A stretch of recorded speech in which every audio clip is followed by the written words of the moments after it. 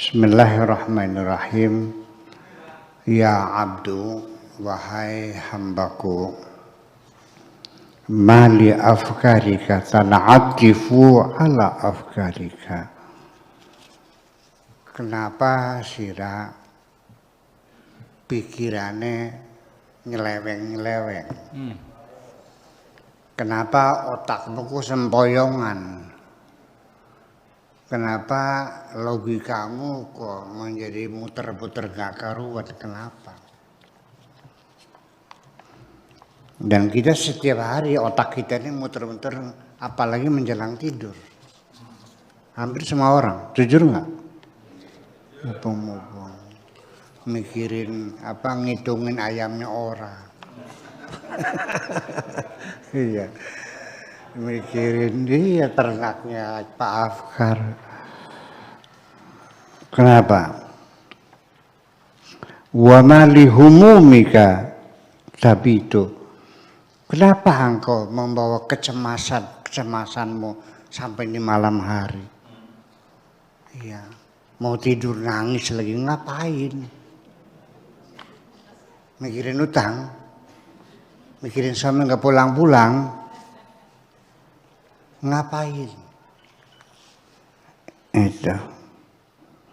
Wa tusbihu fi humumika, sampai pagi kamu dalam keadaan cemas, dalam keadaan gelisah. Kenapa? Sampai pagi. Ya. Anta waliyi, engkau adalah kekasihku. Engkau adalah waliku, engkau adalah kekasihku. Engkau adalah kesayanganku. Wa ana aula bika, aku yang lebih utama. Aku yang lebih penting. Kenapa kau pikirkan, kau cemaskan, kau gelisahkan hidupmu seperti itu? Kenapa nggak mikir aku saja sebagai kasihmu yang lebih utama kau pikirkan? Tidak mau mikir jadwal di mana-mana muter-muter. Ya. Fa'athbitni dzata sirrika. Sudah percayakan saja segala urusanmu kepadaku. Tetapkanlah zat sirmu itu kepadaku. Fa'ana biha wa bima tataqallabu bihi a'lamu minka. Apa yang membuat engkau gelisah, apa yang membuat engkau sesara, apa yang membuat engkau menjadi bolak-balik semacam itu, aku tahu semua kok. Artinya bahwa susah banget sih tinggal serahkan kepada aku saja, kok begitu susah sih. Ini saya tidak mengerti, dalam beragama orang kok jadinya seperti ini. Ya karena sibuk dengan sholat, dengan puasa, dengan haji, dengan yang bersifat seremoni. Alhamdulillah. Asyhadu an la ilaha illallah wa asyhadu anna Muhammadar Rasulullah. Allahumma shalli ala sayyidina Muhammadin wa ala alihi wa sahabatihi ajma'in, amma ba'd. Kita lanjutkan halaman 72. Poin yang ke 161 ya. Bismillahirrahmanirrahim. Ya abdu, wahai hambaku, mali afkarika tan'atifu ala afkarika. Kenapa sira pikirannya nyeleweng-nyeleweng? Kenapa otakmu ku sempoyongan?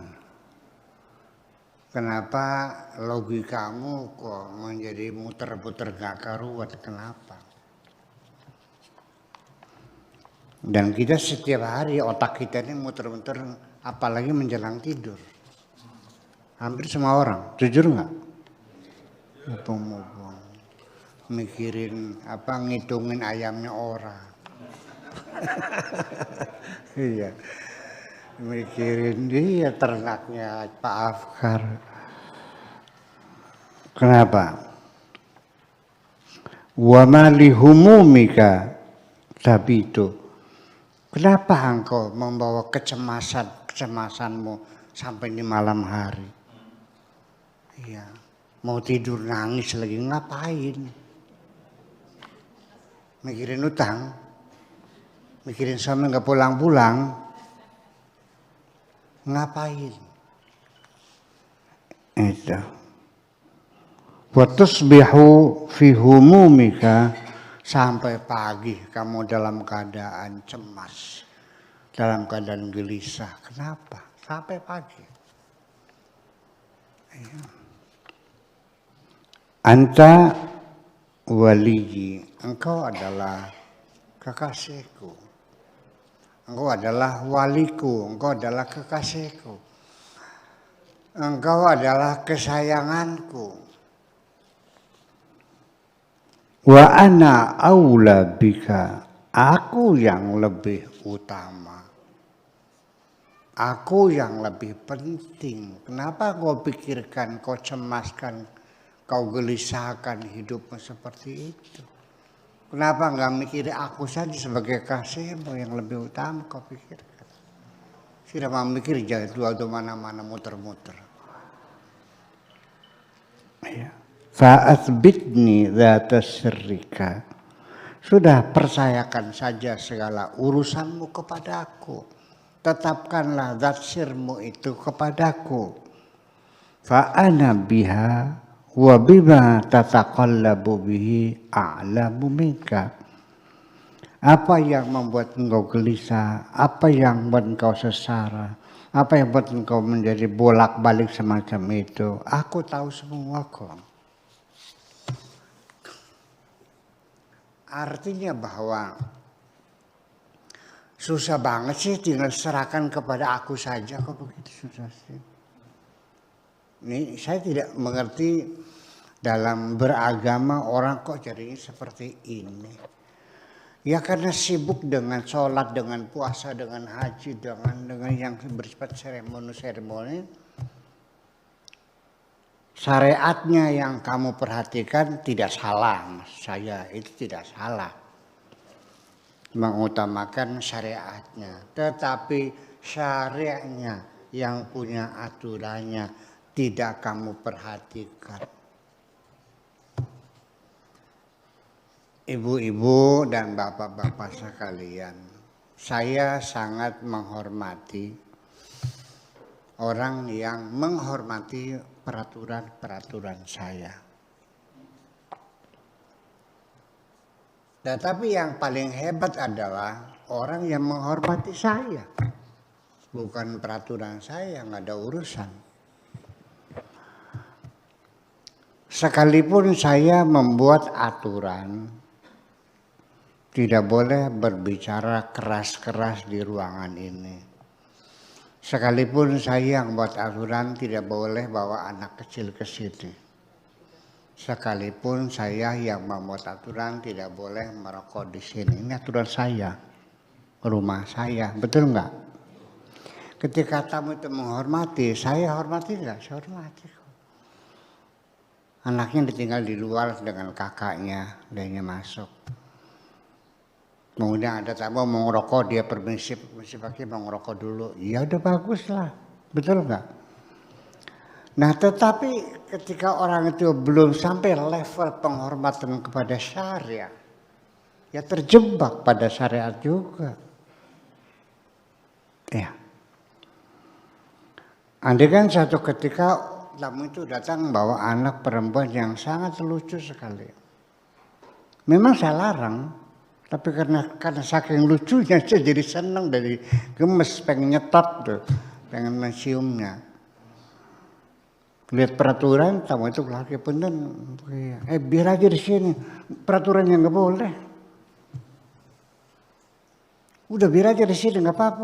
Enggak, peraturannya nggak boleh, bawa keluar. Bener.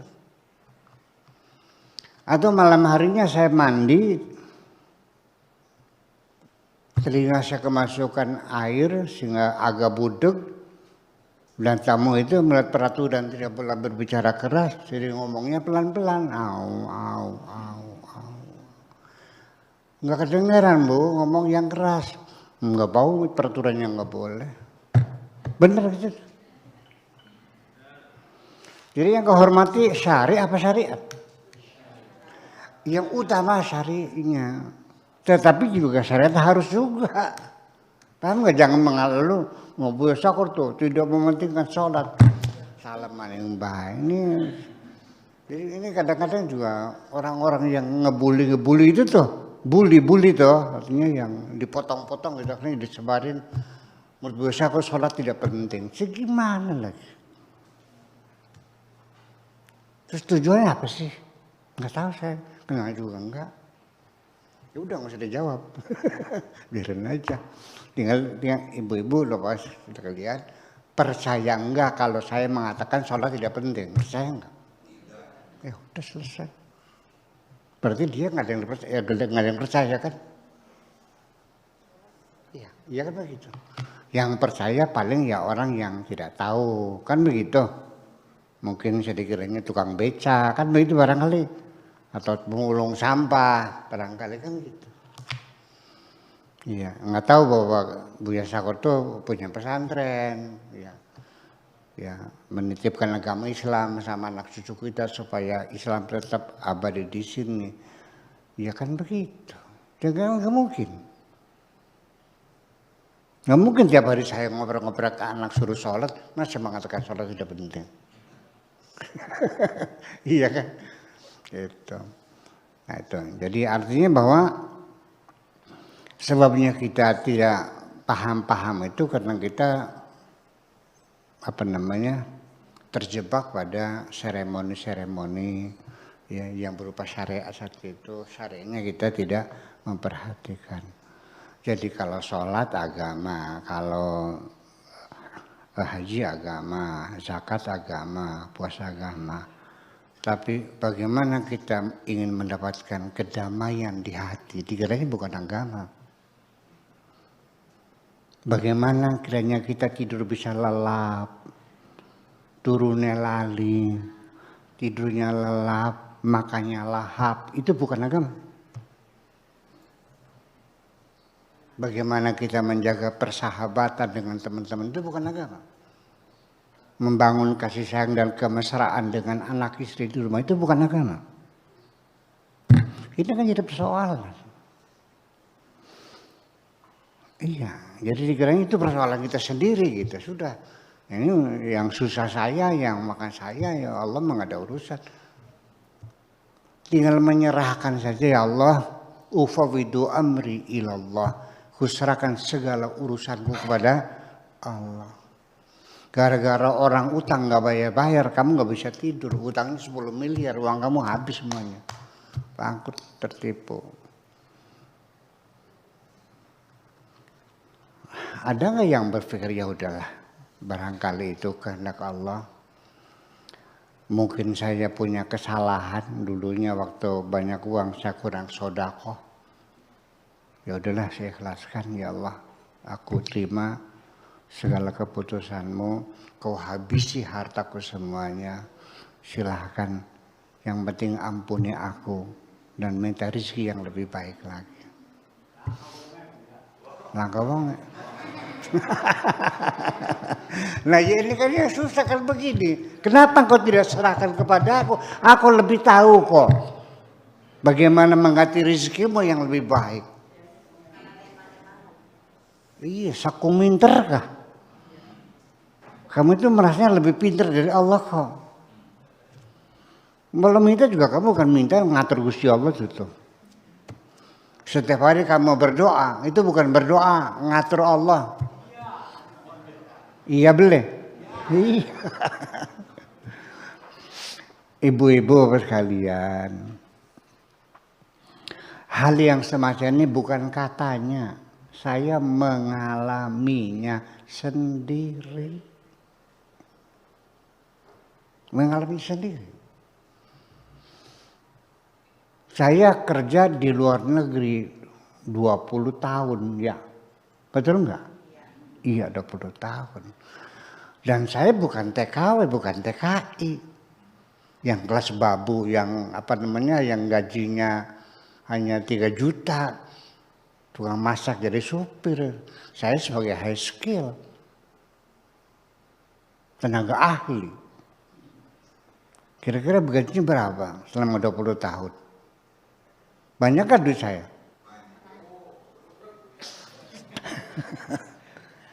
Dihabisin sampai nol gede.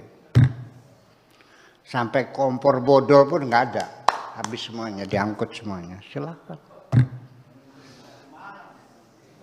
Anak, istri, harta diambil semuanya. Silakan. Silakan ambillah semuanya Allah. Ambillah istriku, ambillah anakku. Aku minta istri yang lebih baik. Aku minta anak-anak yang lebih baik. Aku minta harta yang lebih baik. Selesai kan? Kok selama sih? Saya bisa tidur lelap. Terbukti enggak? Ya kenapa kamu tidak melakukannya? Kamu masih ragu-ragu soalnya. Iya, tak beli. Iya. Motor hilang. Ya Allah, aku ikhlasin itu, minta ganti yang lebih bagus lagi. Kan enak begitu. Allah juga senang melihat sikap seperti itu. Daripada engkau menyalah-nyalakan Allah. Yang memang tidak menyalah-nyalakan Allah secara langsung. Dengan menyalah-nyalakan orang lain itulah sama-sama dengan menyalahkan Gusti Allah. Siapapun yang berkeluh kesah atas perjalanan nasibnya, itu sama dengan komplain kepada Allah Subhanahu wa ta'ala. Kita dimelarat gara-gara necongri ini. Iya. Supir digebukin karena kurang hati-hati, omongnya tabrakan hancur. Memangnya supir sengaja mau nabrakan mobil. Dia juga pengen selamat kok. Betul nggak? Jadi kita mesti melihat ya bahwa dari persepsi kita antuk binabil qadari, yakinlah kepada takdir Allah itu khairihi wa syarrihi. Ya sudah, Allah yang mana tuh? Kok sopir yang digebukin? Nah, itulah persoalannya. Jadi artinya sekali kita ini masih sering bercerita kepada teman-teman tentang kesulitan kita, kurang makan, kurang duit, kurang tidur, soalnya kesulitan begitu kau keluh kesahkan pada orang lain, itu sama dengan komplain kepada Allah. Katakan jangan Nabi, man batha faqad syaka. Man batha faqad syaka. Barang siapa yang menyebarkan keluh kesahnya sama dengan komplain kepada Allah. Anak santri saya nggak betah, baru kelas 2 Alia nggak betah, dia pindah. Ketika pindah dia bercerita, pondok pesantren itu nggak enak, iya, masakannya nggak sedap, pelajarannya terlalu padat dari pagi sampai malam, nggak bisa istirahat, guru-gurunya bego-bego. Pokoknya dia ceritakan keburukan, pengalaman pahit dia selama di pingkan. Coba HP saya dirampas, dibuang ke balong, diceritakan semuanya. Aturan-aturan yang ketat di sini dilanggar semuanya, akhirnya dia pindah dan menceritakan keburukan pondok Carang Biang. Saya marah enggak? Kalau Allah marah enggak digituin?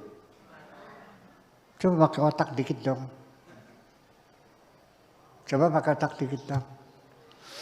Memang iya, secara psikologis ketika kita menyampaikan kesulitan kita kepada seorang sahabat, kanda kebelenakan, anu laki kita kok cupar, mas pengen lagi pacaran mas kalau bro nawari kinda, wis laki mah plekeset, mengkertang nih. Diceritakan kejelekan istri, mertua juga diceritakan, ngapain kau ceritakan itu? Keluhan-keluhan yang semacam itu yang kau sampaikan kepada teman-temanmu, itu adalah pembicaraan yang sama sekali tidak menarik kok dan membosankan. Jujur aja dah, percuma. Dia sekarang sedang bersahabat, kau buka rahasiamu. Ketika terjadi permusuhan, kunci rahasiamu ada di tangannya. Betul nggak? Rugi juga pada akhirnya. Ya uslah, kari apa jadi? Kenapa kita tidak mengadu pada Allah aja? Bahkan lebih baik mengenal Allah. Ya Allah, kita urip belenak teman sia. Bahkan makan terus magis podaran apa kita ke? Mungkin lebih benar begitu. Iya. Masih mending begitu sekalian kepada Allah. Memang dia yang punya kok segala-galanya. Nah itu maksud saya. Ibu saya juga sering mendoakan anak-anak. Begini. Lamun sira bakal mulia. Tak dongakan dawa umure.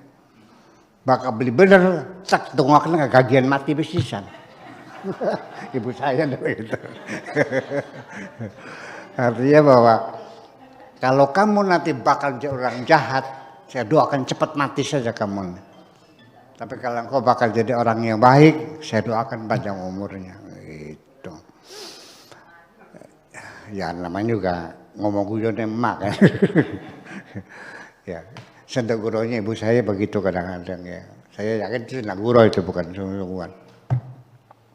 Yang telah pasti anak-anaknya didoakan semuanya kok. Nah, jadi fa'athbitni itu maknanya, makanya tadi dikatakan fa'athbitni dzata sirrika.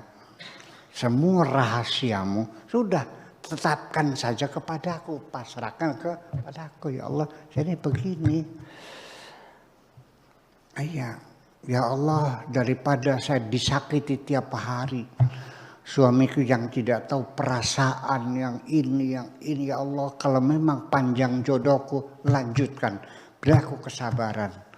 Kalau tidak ada kemaslahatan untuk agamaku, untuk kehidupanku, ya Allah segera diselesaikan. Tapi aku tidak akan minta resmi, tidak akan minta cerai kepada suamiku. Silakan kau yang mengkondisikan, sehingga kita masih berpisah. Enak juga mau begitu. Dia berang anda kena nih wong sejen, laki kita kok, anu cupar, anu makanan, bocah blesak.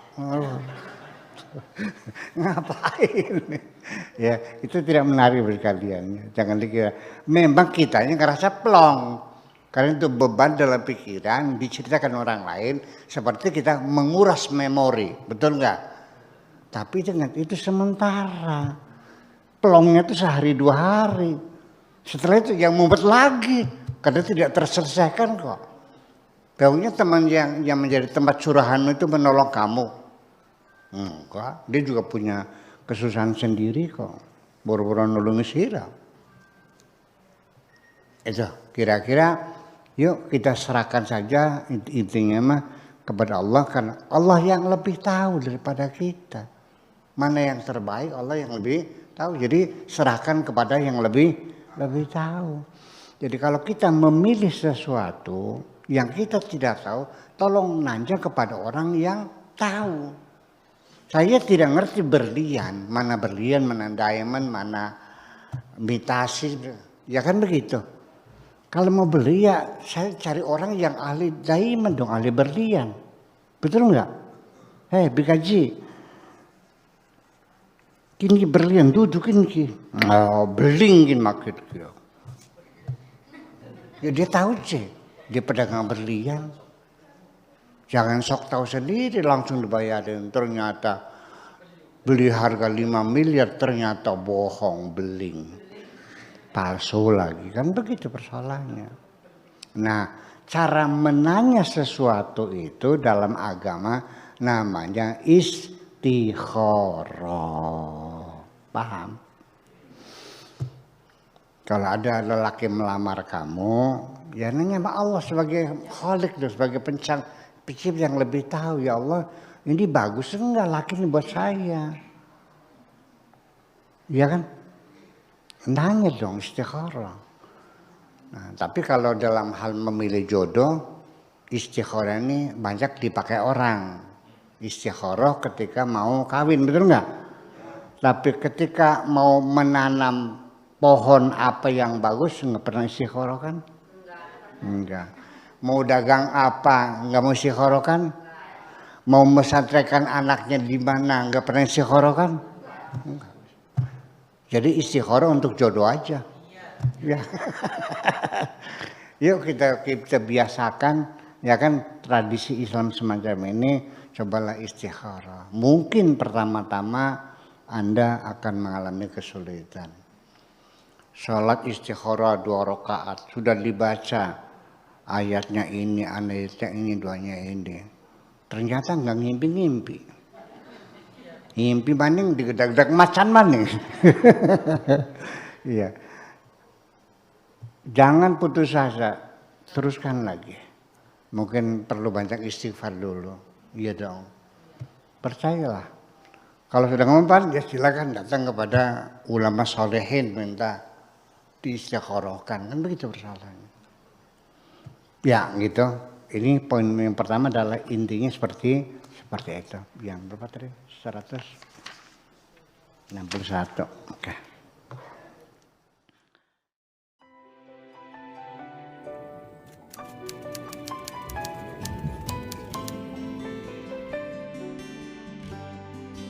Aku hanya ingin berbagi kebahagiaan dan tidak menggurui siapapun. Terlalu sulit bagiku untuk menyalahkan siapapun. Akan tetapi apabila ada orang yang ingin mengisi raporku, tentu aku sangat gembira sekali. Dan kujamin aku tidak akan sakit hati sedikit.